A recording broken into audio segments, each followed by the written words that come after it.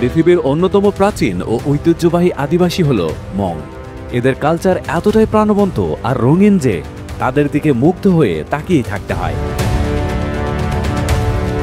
তাদের অদ্ভুত সব খাবার, অসাধারণ নববর্ষের উৎসব, পোশাক, এই সব কিছুই তাদের অন্যান্য জনগোষ্ঠী থেকে করেছে সম্পূর্ণ আলাদা। তবে ইতিহাসে এরা ভয়ঙ্করভাবে একবার বিপদগ্রস্ত হয়েছিল, তাও আবার আমেরিকার প্ররোচনায়। আমরা গত এপিসোডে আলোচনা করেছিলাম লাওস দেশের উত্তরের কিছু অপূর্ব আদিবাসীদের নিয়ে এবং ভিয়েতনাম যুদ্ধে অংশ না নিয়েও কিভাবে লাওস মানব ইতিহাসের সবচেয়ে বেশি বোমা খাওয়া দেশে পরিণত হয়েছিল। আর আজকে আমরা দেখব এই মং আদিবাসী কিভাবে আমেরিকার প্ররোচনায় যুদ্ধে জড়ালো এবং তাদের শেষ পরিণতি কি হয়েছিল। সেই সাথে দেখব তাদের ঐতিহ্যবাহী খাবার আর লাওস দেশের জানা অজানা অনেক কিছু।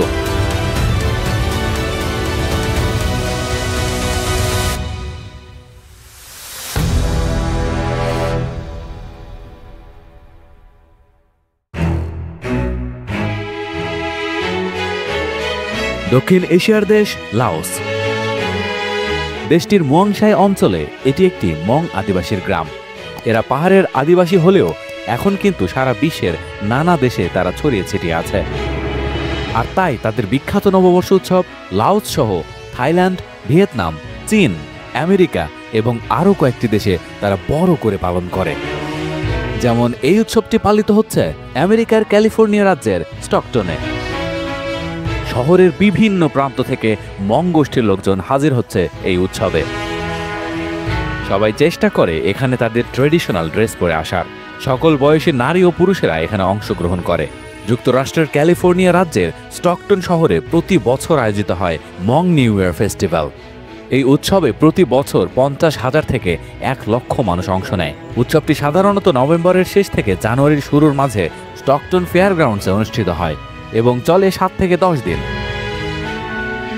এই সময় মং কমিউনিটির মানুষ ঐতিহ্যবাহী পোশাক পরে গান, নাচ, বল খেলা, খাবার ও বিভিন্ন সাংস্কৃতিক প্রদর্শনী আয়োজন করে। এখানে দুজন মং নারী নাচ পরিবেশন করছে।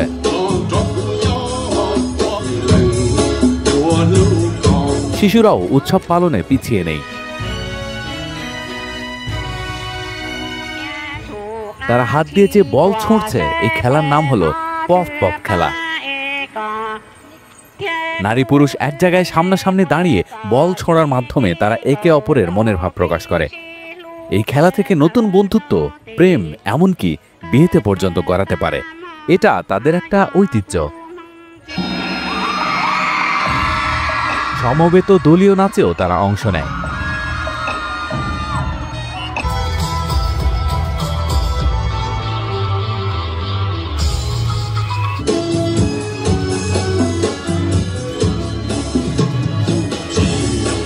এখন কথা হলো, এই মং আদিবাসী আমেরিকায় কিভাবে এত বড় কমিউনিটি গঠন করলো। আসলে এটা জানতে আমাদের ফিরতে হবে সেই ভিয়েতনাম যুদ্ধের ইতিহাসে। প্রথম এপিসোডের তথ্য আপনাদের মনে আছে নিশ্চয়ই। আমরা এখন তারপর থেকে আলোচনা করব। 1960-এর দশকে ভিয়েতনাম যুদ্ধ চলাকালে আমেরিকার গোয়েন্দা সংস্থা সিআইএ বা সেন্ট্রাল ইন্টেলিজেন্স এজেন্সি লাওস দেশকে ব্যবহার করে একটি গোপন অভিযান চালায়, যেটা পরবর্তীতে পরিচিত হয় সিক্রেট ওয়ার ইন লাওস নামে। সেই সময় উত্তর ভিয়েতনামের সেনারা লাওসের মাধ্যমে হো চি মিন ট্রেইল নামের একটি পার্বত্য পথ ব্যবহার করত, যার মাধ্যমে তারা অস্ত্র ও সরঞ্জাম দক্ষিণ ভিয়েতনামে পাঠাত। এই পথ বন্ধ করতে আমেরিকান সিআইএ লাওসের উত্তরের পাহাড়ি মং ট্রাইবদের সঙ্গে যোগাযোগ করে। আমেরিকান সিআইএ তাদের অস্ত্র, ট্রেনিং ও অর্থ প্রদান করে উত্তর ভিয়েতনামের কমিউনিস্টদের বিরুদ্ধে যুদ্ধ করার জন্য উদ্বুদ্ধ করে। তাদের বলা হয়েছিল যদি তারা আমেরিকার পক্ষে থাকে তাহলে তাদের গ্রাম ও জীবন নিরাপদে থাকবে। এই গোপন অভিযানের সামরিক নেতা ছিলেন জেনারেল ভ্যাং পাও। তিনি একজন মং অফিসার, যিনি তখন লাওসের রাজকীয় বিমান বাহিনীর একজন কমান্ডার ছিলেন। তিনি 1961 সাল থেকে 1975 পর্যন্ত সিআইএ এর সঙ্গে কাজ করেন এবং প্রায় 30,000-এরও বেশি মং যোদ্ধাকে সংগঠিত করেন। এই যোদ্ধারা পাহাড়ি অঞ্চল থেকে গেরিলা অভিযান চালাতো, উত্তর ভিয়েতনামী সেনাদের গতি নিয়ন্ত্রণ করার চেষ্টা করত এবং সিআইএর জন্য তথ্য সংগ্রহ করার কাজও করত। কিন্তু পৃথিবীর ঠিক অপর পাশে সেই সময় ঘটে যায় অন্য একটি ঘটনা। 60-এর দশকের শেষ দিকে আমেরিকার জনগণ যুদ্ধের বিরুদ্ধে বিক্ষোভ শুরু করে। হাজার হাজার সেনা মারা যাচ্ছিল আর অর্থনীতি তখন চাপে পড়ে যাচ্ছিল।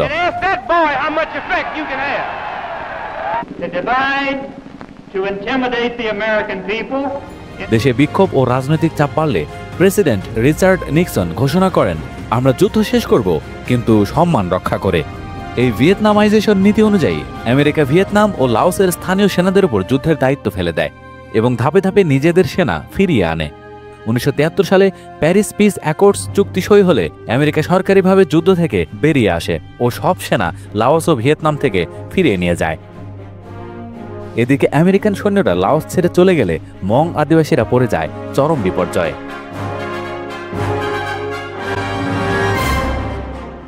এরপর 1975 সালে যখন প্যাথেট লাও লাওসের নিয়ন্ত্রণ নেয়, তখন লাওস ও উত্তর ভিয়েতনামের সেনারা পাহাড়ে পাহাড়ে একটা মিশন চালায়। এই মিশনটা ছিল আমেরিকার সিআইএর পক্ষে যারা যুদ্ধ করেছিল তাদেরকে লক্ষ্য করে, যেখানে প্রায় 30,000 মংকে ধরা, শাস্তি বা ফায়ারিং স্কোয়াডে মেরে ফেলা হয়।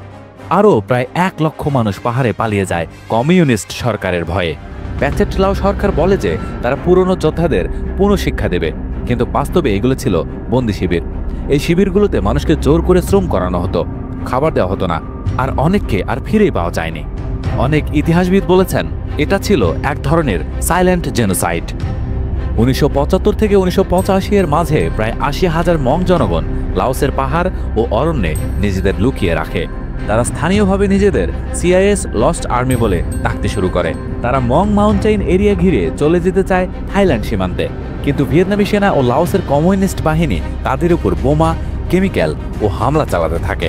1977 সাল থেকে গ্রিন রেইন অ্যাটাক বলে একটা ঘটনা নথিভুক্ত হয়, যেখানে অরণ্যে লুকিয়ে থাকা মং গ্রামের উপর রঙিন কেমিক্যাল স্প্রে ফেলা হতো ও তাতে অনেক মানুষ ও গবাদি প্রাণী মরে যায়। 1976 থেকে 1990 এর দশক পর্যন্ত প্রায় 3 লক্ষ মং মানুষ লাওস থেকে সীমান্ত পেরিয়ে থাইল্যান্ডে আশ্রয় নেয়। সেখানে জাতিসংঘ ও আমেরিকা মিলে তাদের জন্য বিভিন্ন রেফিউজি ক্যাম্প তৈরি করে, যেমন ব্যান ভিনাই ক্যাম্প ও চিয়াং ক্যাম্প। এই ক্যাম্পগুলোতে অবস্থা অত্যন্ত দুর্বিষহ ছিল, কিন্তু এটাই ছিল তাদের বাঁচার শেষ আশা। যুক্তরাষ্ট্র মং রেফিউজি রিসেটেলমেন্ট প্রোগ্রাম চালু করে 1976 সাল থেকে।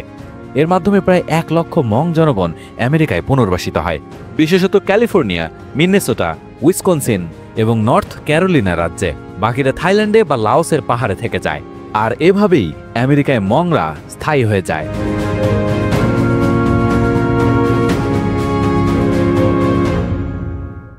স্টকটনের এই উৎসবের মূল আয়োজক হল Hmong American community of Stockton. স্টকটনে বর্তমানে প্রায় 70,000 মং আমেরিকান বাস করে এবং তাদের জনসংখ্যা ঘিরেই এই বড় উৎসব প্রতি বছর হয়। এখন এই ফেস্টিভ্যাল তাদের জাতীয় সাংস্কৃতিক ক্যালেন্ডারের একটি অংশ।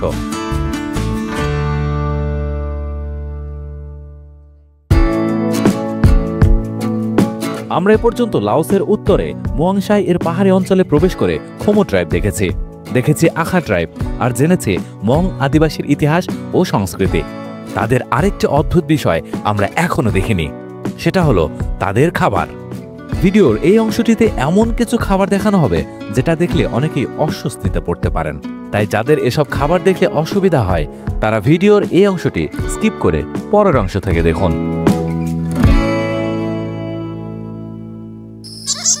বাদুর একটি স্তন্যপায়ী প্রাণী, অর্থাৎ এরা বাচ্চাকে দুধ খাওয়ায়। এরা গুহার ভিতরে থাকতে বেশি পছন্দ করে, কিন্তু এখানকার খোমো ট্রাইবের জন্য বাদুর অত্যন্ত পছন্দের খাবার।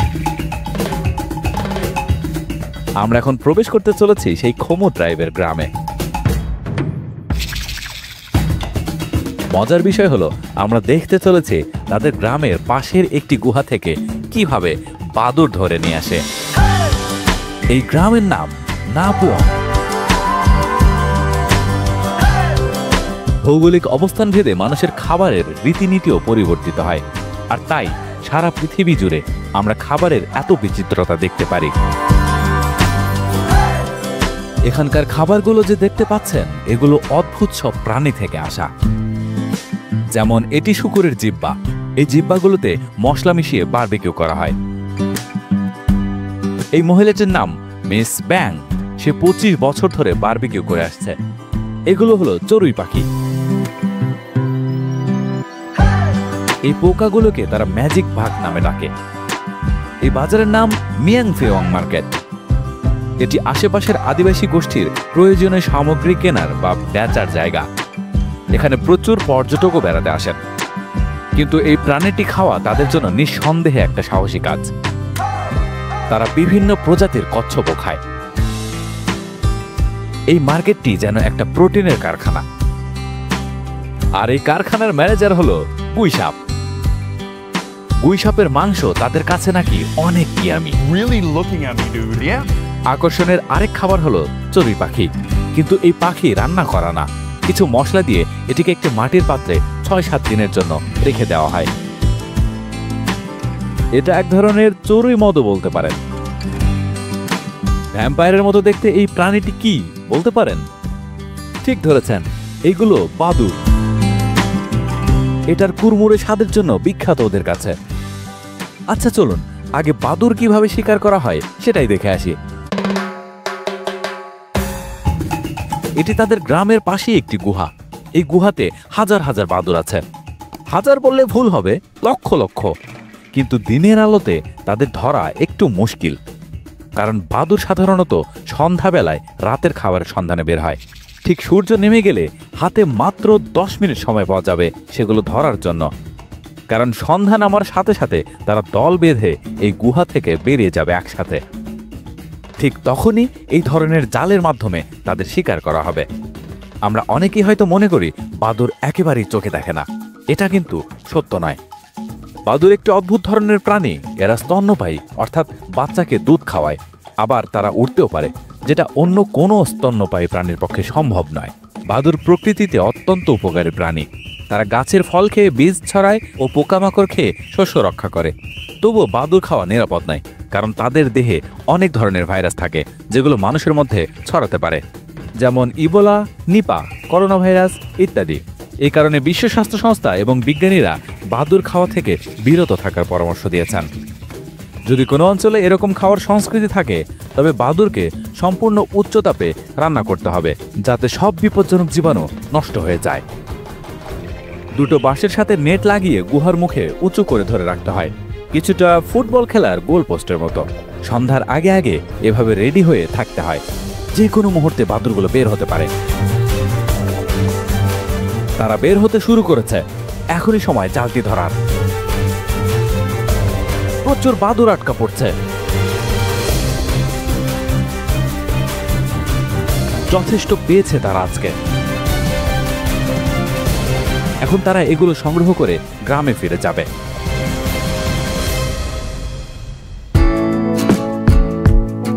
পরের দিন বাদুড়গুলো রেডি করা হচ্ছে খাওয়ার জন্য। তবে এটি রান্নার প্রসেস অনেক দীর্ঘ। আমরা তার আগে এই গুইসাপটিকে কি করে রান্না করা হবে সেটি দেখে আসি। গুইসাপটিকে প্রথমে আগুনে পোড়ানো হচ্ছে, যেন চামড়া নরম হয়ে যায় এবং উপরের খোলস পুড়ে যায়। মাংস কাটা হয়, চামড়া ছাড়ানো হয় এবং সেই চামড়া সিদ্ধ করা হয়। মাংস কিমা করা হচ্ছে। পাহাড়ের পাদদেশে এই খমু গ্রামটি যেন নৈসর্গিক ভূস্বর্গ। লবণ আর মশলা ব্যবহার করে মাংস ভাজি চলছে। গুইসাপের মাংস। এর সাথে চামড়া আর মরিচ ও মশলা অ্যাড করা হয়। ব্যাস হয়ে গেল গুইসাপের মাংস রেসিপি। ওদিকে বাদুড় সবার প্রথমে আগুনে পোড়ানো হয়, যেন এর জীবাণু ধ্বংস করা যায়। তারপর নাড়িভুড়ি বের করে ফেলা হয়। পরিষ্কার করার পর প্রয়োজনীয় মশলা এখানে অ্যাড করা হয়। তারপর ফাঁপা বাঁশের মধ্যে প্রবেশ করিয়ে রান্না করা হয়। তাদের মধ্যে একটা কুসংস্কার রয়েছে যে বাদুড় খেলে পুরুষের শারীরিক ক্ষমতা বেড়ে যায়। রান্না হয়ে গিয়েছে, এখন তারাই বাদুড় রান্না খেয়ে সাবার করে ফেলবে।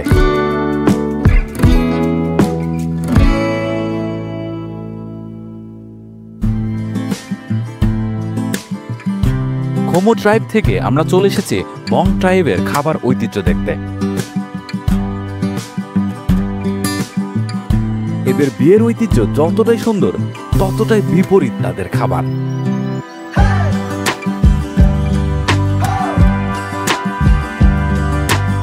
যদিও এদের কাছে এসব খাবার খুবই পছন্দনীয়।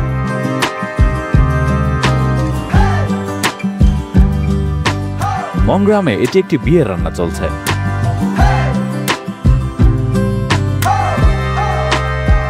পাহাড়ের ঢালে অসম্ভব সুন্দর একটি জায়গায় বিয়ের আয়োজন।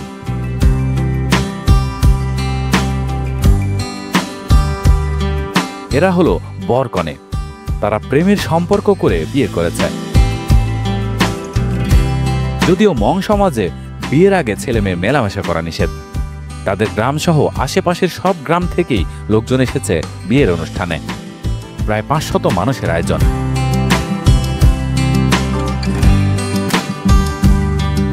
বিয়ে হওয়ার পর বর-কনে এভাবেই সকলের সামনে আলিঙ্গন করে। টেবিলে প্রধান ডিশ হলো শূকরের মাংস, সাথে গরু এবং মুরগির মাংস আছে। এটা মুরগির মাংস, এটা শূকরের মাংস, আর এটা গরুর। সাথে রয়েছে সালাদ আর সবজি। এটা সবচেয়ে অসহনীয় যে তারা নারী ভুঁড়ির ভেতরের তরল মাংসের সাথে মেশায়। মাংস সহ আরো বিভিন্ন প্রকার খাবার প্রস্তুত করা হয়। বেগুনি কালারের চাল তাদের অন্যতম সুস্বাদু খাবার। আমাদের দেশে যেমন পোলাও বা বাসমতি চাল স্পেশাল, ওদের কাছে এইটা। তারা সিদ্ধ চাল এভাবে পেস্টের মতো করে ফেলে এবং ডো বানায়। তারা এটা চিলি সস দিয়ে খায়। এটা হলো ইঁদুরের মাংস। এই একটাই জিনিস তাদের কিনে খেতে হয় না, তারা জঙ্গল থেকে ধরে নিয়ে আসে। বড় বড় ইঁদুর বারবিকিউ করা হয়। তবে ইঁদুর জবাই করার সময় বিশেষ একটা কালচার লক্ষ্য করা যায়। সেটি হলো ইঁদুরের তাজা রক্ত তারা চোখে দেয়। তাদের বিশ্বাস, ইঁদুর যেহেতু রাতে চোখে ভালো দেখে, তাই রক্তের মাধ্যমে হয়তো এই ক্ষমতা তাদের চোখেও প্রবেশ করবে। কিন্তু তার থেকেও অদ্ভুত, সেই ইঁদুরের রক্ত অ্যালকোহলের সাথে মিশিয়ে তারা পান করে। তারা বিশ্বাস করে এতে শক্তিশালী হওয়া যায়। তারপর ফাইনালি ইঁদুর বারবিকিউ করে খাওয়া হয়।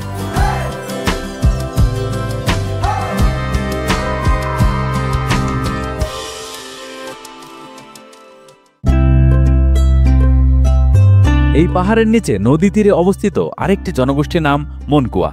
নদীর তীরে বা নিচু পাহাড়ে আরও অনেক জনবসতি আছে এখানে। এটি আরেকটি ট্রাইবের গ্রাম, নাম টাইদাম। নদীর তীরে বসতি হওয়ায় এদের জীবিকা সাধারণত নদীকেন্দ্রিক এবং কৃষির উপর নির্ভরশীল। এরকম আরও শত শত জনগোষ্ঠী আছে এখানে, যাদের ভাষা, কালচার সব ভিন্ন ভিন্ন। আমরা এখন লাওসের উত্তরের পাহাড় থেকে নেমে শহরে প্রবেশ করতে চলেছি। আসলে আমাদের এই বিস্ময়ের পৃথিবীটা বিচিত্র সব মানুষ, বিচিত্র কালচারের একটা গ্রহ, যা দেখে শেষ করার মতো নয়।